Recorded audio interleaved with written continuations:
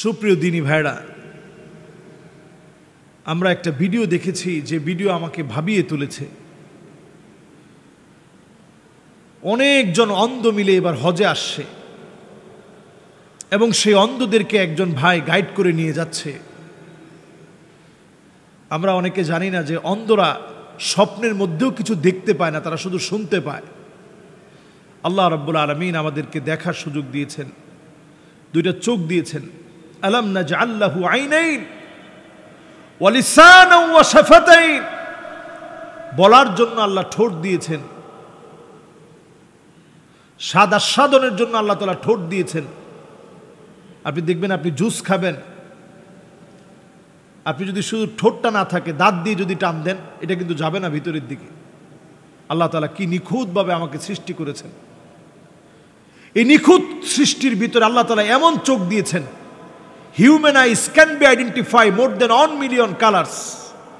ছোট্ট 2 মিলিমিটার ডাইমেনশনের এই চোখ আপনার সামনে যদি 1 মিলিয়ন 10 লক্ষ রঙও যদি আপনার সামনে থাকে, আপনি আইডেন্টিফাই করতে পারবেন যে এটা সাদা, এটা কালো, এটা লাল, এটা বেগুনি, কোনটা কোন রং।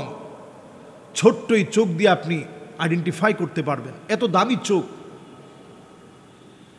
এই চোখ আল্লাহ রাব্বুল আলামিন যাকে দেন নাই, সে বুঝে যে চোখের দামটা কত বেশি। এই চোখ আল্লাহ রাব্বুল আলামিন আমাকে আপনাকে দান করেছেন বড় নেয়ামত হিসেবে। আমাদের জীবনের বড় একটা প্রাপ্তি যে আল্লাহ তাআলা আমাদেরকে চোখ দিয়েছেন। চোখের মতো নেয়ামত আমরা পেয়েছি।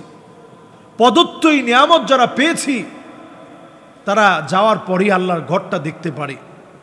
আমি দেখেছি যারা আল্লাহর ঘরে যায়, নিচের দিকে তাকিয়ে তাকিয়ে তাকিয়ে তাকিয়ে যখন আল্লাহর ঘরের ঠিক সামনে চলে যায়, তখন চোখটা উঠিয়ে যখন আল্লাহর ঘরটা প্রথম দেখে, মানুষ হাউমাউ করে সেখানে কাঁদতে থাকে। আর অন্ধ একদল ভাইদেরকে একজন গাইড যখন নিয়ে যাচ্ছেন, তাদেরকে যখন বলা হচ্ছে এই জায়গাতেই আল্লাহর ঘর, এখন আপনারা আল্লাহর ঘরের সামনে দাঁড়িয়ে আছেন, ঠিক এই জায়গাতেই হাজরে আসওয়াদ, এই জায়গা থেকে তাওয়াফ শুরু করা লাগবে।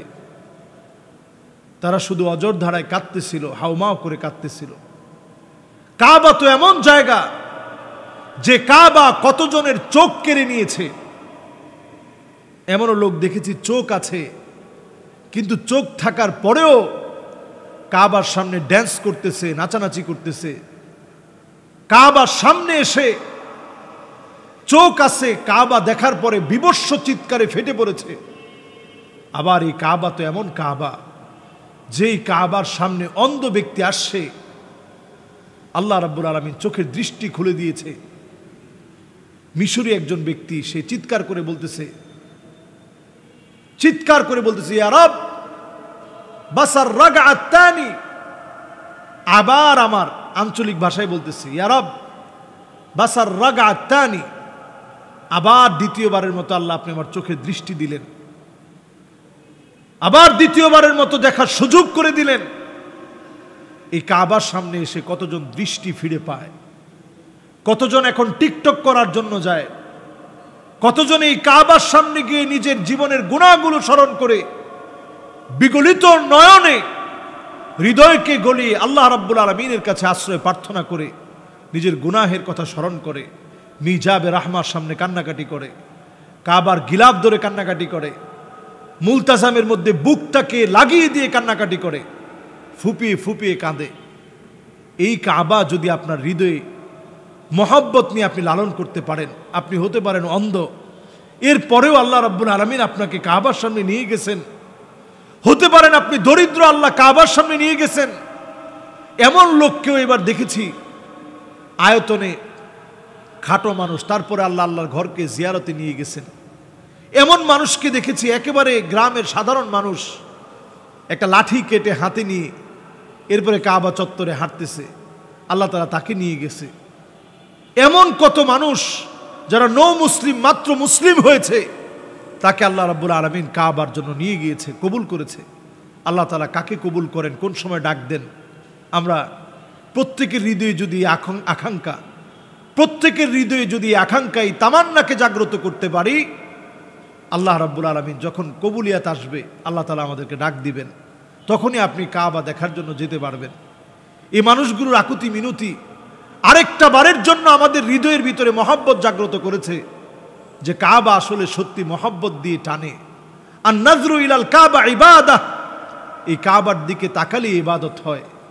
আল্লাহ রাব্বুল আলামিন আমাদের হাজী সাহেবদেরকে দিয়ে, যারা উমরা করবে এদেরকে দিয়ে, যারা নিয়ত করেছে এদেরকে দিয়ে, প্রত্যেককে দিয়ে আল্লাহ রাব্বুল আলামিন যেন হক আদায় করে তাওয়াফ, হক আদায় করে সাফা মারওয়ায় সাই, প্রত্যেকটা জায়গায় এই চিন্তা করা যে আল্লাহ আমাকে দুইটা চোখ দিয়েছেন, এই চোখের জন্য জবাবদিহিতার সম্মুখীন হতে হবে। এইভাবে করে কাবায় তাওয়াফ করার সময় নিচের দিকে তাকায় তাওয়াফ করা, এই মানুষগুলোর কথা চিন্তা করা যে মানুষগুলো এই কাবার সামনে রক্ত দিয়েছে, হযরতে আবু বকর রাদিয়াল্লাহু তাআলা আনহুর মতো সাহাবী, হযরতে বিলালের মতো সাহাবীকে বেদরক পিটানো হয়েছে এই কাবার তাওয়াফের জায়গার ভিতরে, বুকের উপরে পাথর দিয়ে রাখা হয়েছে, দিনের পর দিন আহাদ আহাদ উচ্চারণ করেছেন। আল্লাহর এই শ্রেষ্ঠ গোলামদের আত্মত্যাগ আর কোরবানির কারণেই আজকে আমাদের কাছে এই তাওয়াফের জায়গা শ্রেষ্ঠ হয়েছে। তাওয়াফ করার সময় এই বিষয়গুলো বেশি চিন্তা করা, সেলফি উঠানো, অনর্থক কাজকর্ম করা, এগুলো থেকে নিজেদেরকে বিরত রাখা। আল্লাহ তৌফিক দান করুক। আসসালামু আলাইকুম ওয়া রাহমাতুল্লাহি ওয়া বারাকাতুহু।